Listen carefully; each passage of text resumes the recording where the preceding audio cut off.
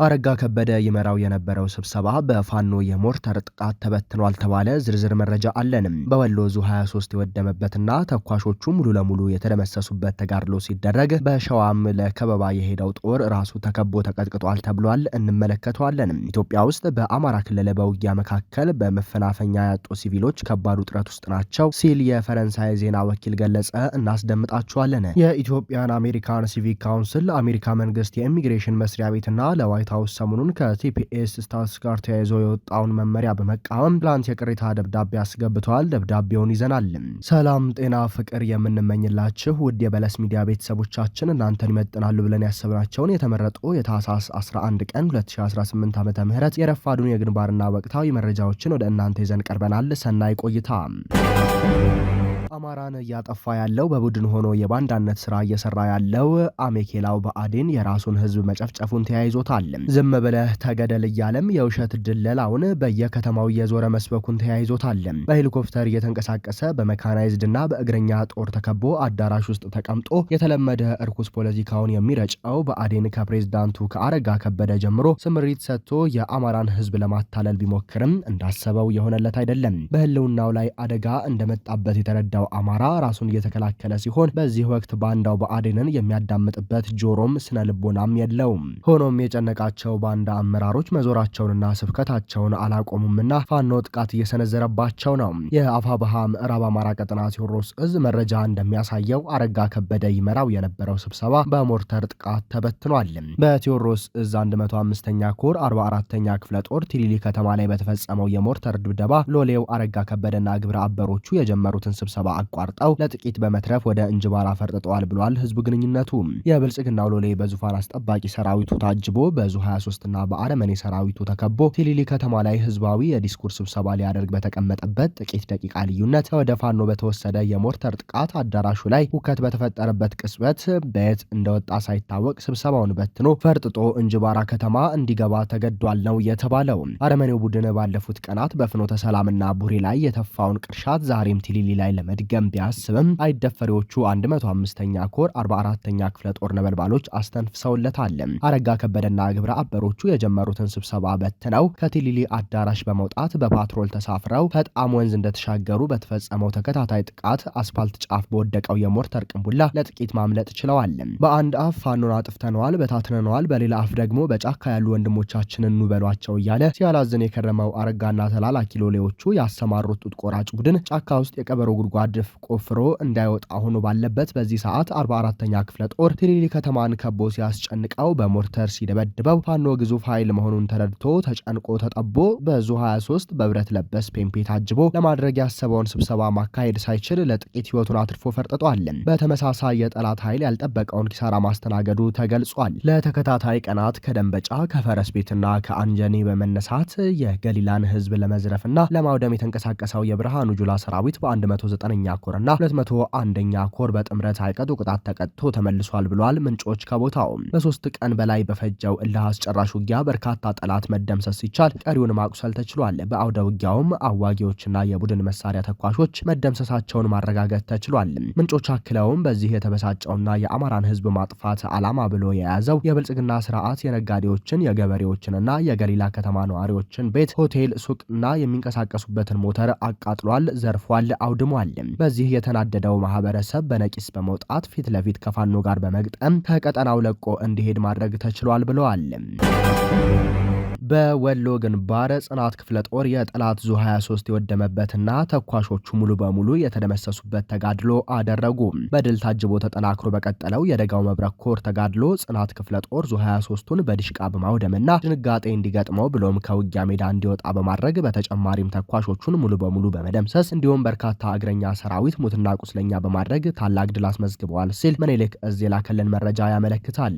ታህሳስ 10 ቀን 2018 ዓ.ም ከዚህ መልስ እስከ ግሸን፣ ከደላንታ ወረዳ እስከ ተሪ ጠላት አድማሱን አስፍቶ ከጽናት ክፍለ ጦር አናብስቶች ጋር ግጥሚያ አድርጎ የዋለ ሲሆን የአማራ ህዝብ የቁርጥ ቀን ልጆች የሆኑት ፋኖዎች የፋሽስቱን ዙ 23 በዲሽቃ በመምታት መረበሽ እንዲገጥመው ያደረጉት ሲሆን ቁጥራቸው በውል ያልታወቁ የፋሽስቱ ሰራዊቶች ሙትና ቁስለኛ ሆነዋል።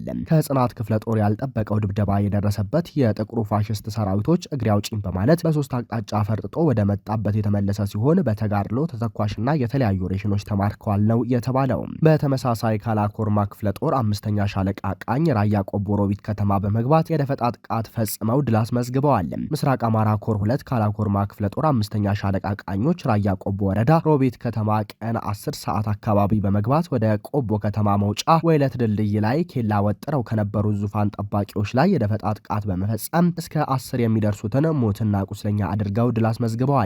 በለስ ሚዲያ እንዳረጋገጠው በተጨማሪም ራያ ቆቦ አዋሪ አካባቢ ይንቀሳቀሱ የነበሩ 6 ዙፋን ጠባቂ ሰራዊቶች ላይ አካባቢው ላይ የነበሩ ፋኖች በፈጸሙባቸው የደፈጣ ጥቃት ወደማይቀረው ተሸኝተዋል። በዚህም በሁሉም የቤተ አማራ አካባቢዎች የተጠናከረ የደፈጣ ጥቃት በመፈጸም ጠላትን እረፍት የመንሳት የማዋከብና አማራጭ አጥቶ እንዲኮበልል የማድረጉ ተጋድሎ ተጠናክሮ ቀጥሏል ብሏል የአማራ ፋኖ ብሔራዊ ኃይል አፋብኃ ምኒልክ እዝም። ወደ ሸዋ ግንባር ስናመራ የአማራ ፋኖ ብሔራዊ ኃይል ደቡብ አማራ ቀጠና አሳምነው እዝ ከሰም ሁለተኛ ኮር ነበልባል ክፍለ ጦር ድል ተቀዳጀ። በለስ ሚዲያ የደረሰው መረጃ እንደሚያመለክተው በነበልባል ክፍለ ጦር የፋኖ አባላቶች ምሽግ ላይ ከበባ ለማድረግ አቅዶ አስቦ ወደ ፋኖ ምሽግ ያቀናው ግትልትል ሰራዊት ቀድሞ መረጃው የደረሳቸው የፋኖ አባላት ልዩ ቦታው ሲቪለን ተብሎ ከሚጠራው ቦታ ቀድሞ ምሽግ በመያዝ ከንጋቱ 11 ሰዓት ላይ የመጣውን የብልጽግና ሰራዊት የመቶ አለቃ አበባው ብርጌድ አናብስቶች በደፈጣ ተኩስ ያረገፉት ሲሆን ጠላትም ወደፊት መንቀሳቀስና ለማጥቃት ሲቸገር ወደ ኋላ በማፈግፈግ ሙትና ቁስለኛውን በሶስት አምቡላንስ ሲያመላልስ ቆይቷል።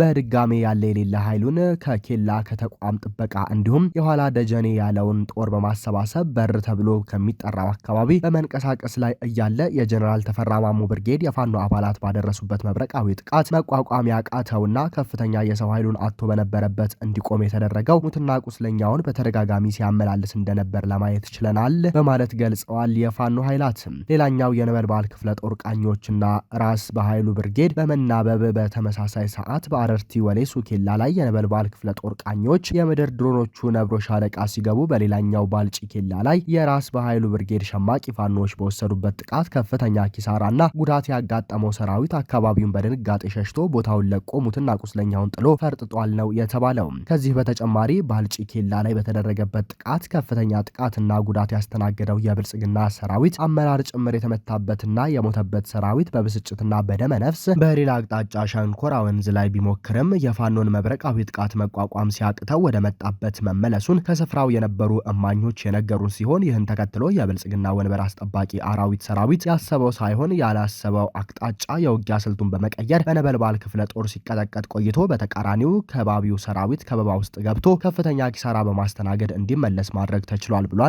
አፋብኃ ደቡብ አማራ ቀጠና አሳምነው እዝ የህዝብ ግንኙነት ዜና ክፍልም። ኢትዮጵያ ውስጥ በአማራ ክልል በውጊያ መካከል መፈናፈኛ ያጡ ሲቪሎች ከባድ ውጥረት ውስጥ ናቸው ተባለ። በአማራ ክልል በኢትዮጵያ መከላከያ ሰራዊትና የፋኖ ታጣቂዎች መካከል በሚከሰቱ ውጊያዎች መፈናፈኛ ያጡ ሲቪሎች በመሃል ተጎጂዎች መሆናቸው ተዘገበ። ከጥቂት ወራት በፊት በአማራ ክልል ገጠራማ ስፍራ በነበረ ውጊያ ቆስለው አዲስ አበባ የታከሙ በለጠ መልክ የተባሉ አርሶ አደርን ያነጋገረው የፈረንሳይ የዜና ወኪል ወይም ኤኤፍፒ አርሶ አደሩ በማን እንደተመቱ እንደማያውቁና ተባራሪ ጥይት እንዳገኛቸው ዘግቧል። በአካባቢያቸው በነበረ ውጊያ መሃል በተባራሪ ጥይት የቆሰሉት አቶ በለጠ አዲስ አበባ ሕክምና ከተደረገላቸው በኋላ እግራቸው መንቀሳቀስ ባለመቻሉ መቆረጡን ለዜና ወኪሉ ተናግረዋል። በሰቆቃ ተውጪ አነባው እናም እግሬን ቆረጡት ማለታቸውን የጠቀሰው የዜና ወኪሉ በውጊያ መሃል መውጫ ያጡ ሲቪሎች ተመሳሳይ ጥቃት ስለሚደርስባቸው እንግልት የተጎጂዎችንና ሌሎች ሲቪሎች ያሉበትን አስቸጋሪ ሁኔታ በማሳየት አቅርበዋል። የአማራ ክልል በፌዴራል ጦርና የዜና ወኪሉ የአማራ የራስ መከላከል ሚሊሻዎችና መከላከያ ሲል በገለጣቸው በፋኖ ታጣቂዎች መካከል ላለፉት 3 ዓመታት ግድም ግጭት እያስተናገደ መሆኑን ዘገባው ያመለክታል። አሁን ያለው ግጭት መነሻው እንደ ጎርጎሪያስ አቆጣጠር ከ2020 እስከ 2022 በነበረውና እንደ አፍሪካ ህብረት መግለጫ 600,000 ሰዎች የተገደሉበት የትግራይ ግጭት ጋር እንደሚያያዝ ነው የፈረንሳይ የዜና አውታር የጠቀሰው። ፋኖ ልክ የዜና ወኪሉ አማራ ክልል ውስጥ እንዳሉት በርካቶች ሲል እንደጠቀሳቸው ሁሉ ከተጎራባች የትግራይ ኃይላት ጋር የተዋጋው መንግስትን ከደገፈ በኋላ በጥቅምት ወር 2015 ዓ.ም በተደረሰው ሰው የሰላም ስምምነቱ እንደተከዳ ነው የሚሰማው ይላል። በጎርጎሮሱ 2023 ሚያዝያ ወር ላይ ፌዴራል መንግስት ፋኖንና የአማራ ክልልን ኃይሎች ትጥቅ ለማስፈታት መሞከሩም ግጭቱን እንዳቀጣጠለው ገልጿል። መንግስት በክልሉ የደነገገው የአስቸኳይ ጊዜ አዋጅም ጦርነቱን ማስቆም እንደተሳነውም አመልክቷል። የውጭ አገራት ኤምባሲዎች በውጊያውና በእገታው ስጋት የተነሳ ዜጎቻቸው እንዳይጓዙ በመከሩባቸው ቦታዎች ስለ ግጭቱ በቂ ይፋዊ መረጃ አለመኖሩንም የዜና ወኪሉ ጠቅሷል። ምንም እንኳን የሟቾች ቁጥር በይፋ ባይገለጽም እንደ ዜና አውታሩ ገለጻ ከፍተኛ ነው። በአማራ ክልል ከሟቾችና ከቁስለኞች ባሻገር ዓለም አቀፉ የህፃናት መርጃ ድርጅት ዩኒሴፍ እንደገመተው ከሆነ 4.5 ሚሊዮን ህፃናት ከትምህርት ገበታ ተለይተዋል። ድንበር የለሽ የሐኪሞች ቡድን ደግሞ 600,000 ሰዎች መፈናቀላቸውን መዘገቡን የዜና ወኪሉ ጠቅሷል። ሲቪሉ ማህበረሰብ ላይ ለሚደርሰው ጉዳትና እንግልትም ሁለቱ ተቀናቃኝ ኃይሎችም አንዳቸው ሌላቸውን ተጠያቂ እንደሚያደርጉ ዘገባው አክሎ ገልጿል። የኢትዮጵያ አሜሪካን ሲቪክ ካውንስል ለአሜሪካ መንግስት የኢሚግሬሽን መስሪያ ቤትና ለዋይት ሀውስ ሰሞኑን ከቲፒኤስ ስታቱስ ጋር ተያይዞ የወጣውን መመሪያ በመቃወም ትላንት የቅሬታ ደብዳቤ አስገብቷል። ኢትዮጵያ በአሁኑ ሰዓት የአሜሪካን መንግስት ራሱ ስቴት ዲፓርትመንት ወደ ኢትዮጵያ ጉዞ የሚያደርጉትን ዜጎች ባለው ያልተረጋጋ ሁኔታ በማስጠንቀቅ ደረጃ ሁለተኛ ደረጃ ላይ ሀገሪቱን መድቧት እያለ ቲፒኤስ በ60 ቀን ይቆማል ማለቱን እርስ በርስ የሚጋጭ በመሆኑ እንደገና እንዲታይ ሲል ካውንስሉና 10 የሚሆኑ አጋር ድርጅቶች በደብዳቤ ጠይቀዋል። ካውንስሉ በአሜሪካ መንግስት የተጀመረውን የህግና ስርዓት ማስከበር የሚደገፍ ቢሆንም ነገር ግን ይህንን ዓላማ የተቃረነ ዜጎችን አደጋ ውስጥ የሚከት ውሳኔ አጥብቆ ይቃወማል። አሜሪካ የዓለም አቀፍ ህጎችን የምትከተል ሲሆን በአሜሪካን ህገ መንግስት የሰፈረን ህግጋት ራሱ መንግስት እንዲከተል እናሳስባለን። ኢትዮጵያ በአሁኑ ሰዓት በጦርነትና አለመረጋጋት ላይ ያለች አገር እንደመሆኗ ይህ በአሜሪካን ሀገር በጊዜያዊነት ተጠልለው የሚኖሩት ዜጎች ቲፒኤስ ከሌላው እንዲራዘም እንጠይቃለን የሚለውን ጠንካራ ደብዳቤ ማስገባቱን የምክር ቤቱ ሰብሳቢና የቀድሞ የኮሎራዶ የምክር ቤት አባል ካውንስል አምሳሉ ካሳው በደብዳቤያቸው አስታውቀዋል። ይህን ተከትሎም ወደ መንግስት ከተላከው ደብዳቤ ባሻገር ባለሙሉ ገጽ መግለጫውን ከ10 በላይ የሚሆኑ ዓለም አቀፍ ድርጅቶች የተሳተፉበትንና ተቃውሟቸውን የገለጹበት ሙሉ መግለጫ አያይዘናል።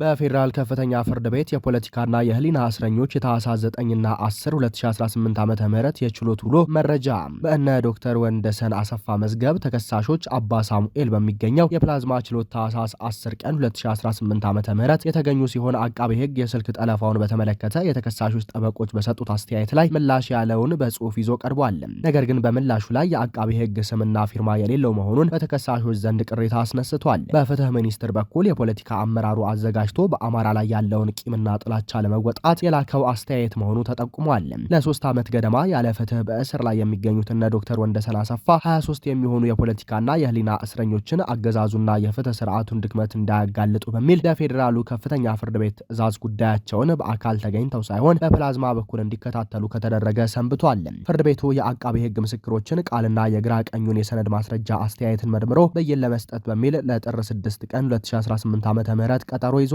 ሌላው ተከሳሽ ገዛኸኝ ጥላሁን ታምራት ሲሆን ተከሳሹ ታህሳስ 10 ቀን 2018 ዓ.ም በችሎት የተገኘ ሲሆን በዕለቱም የዋስትና ክርክር ብይን ተሰጥቷል። ይኸውም ገዛኸኝ ጥላሁን በ200,000 ብር ዋስትና ከእስር ተፈቶ ጉዳዩን በውጭ ሆኖ እንዲከታተል ሲል በመወሰን ፍርድ ቤቱን ለጥር 7 ቀን 2018 ዓ.ም ቀጠሮ መስጠቱ ተገልጧል። በሽብር ወንጀል ተከሶ ለወራት በግፍ እስር ላይ የቆየው ገዛኸኝ ጥላሁን አመሻሹን የዋስትና ገንዘቡን መክፈሉን ተከትሎ ከእስር መፈታቱን ለማወቅ ተችሏል። ተከሳሽ አበባው ነገሰ አለኸኝም በችሎት የተገኘ ሲሆን መዝገቡ የተቀጠረው ጠበቃ በሰነድ ማስረጃ ላይ በሰጠው አስተያየት ላይ አቃቤ ህግ ምላሹን ይዞ እንዲቀርብ በሚል ነበር። ይሁን እንጂ አቃቤ ህግ ይዞ ባለመቅረቡ ታህሳስ 10 ቀን 2018 ዓ.ም በዕለቱ ከሰዓት ምላሹን ይዞ እንዲቀርብ ታዟል። መዝገቡን መርምሮ ብይን ለመስጠትም ለጥር 6 ቀን 2018 ዓ.ም ተቀጥሯል። ክቡራንና ክቡራት አድማጭ ተመልካቾቻችን ለሰዓቱ የነበረን የዜናና የመረጃ ስርጭታችን ይህንን ይመስላል። ጤና ይስጥልንም።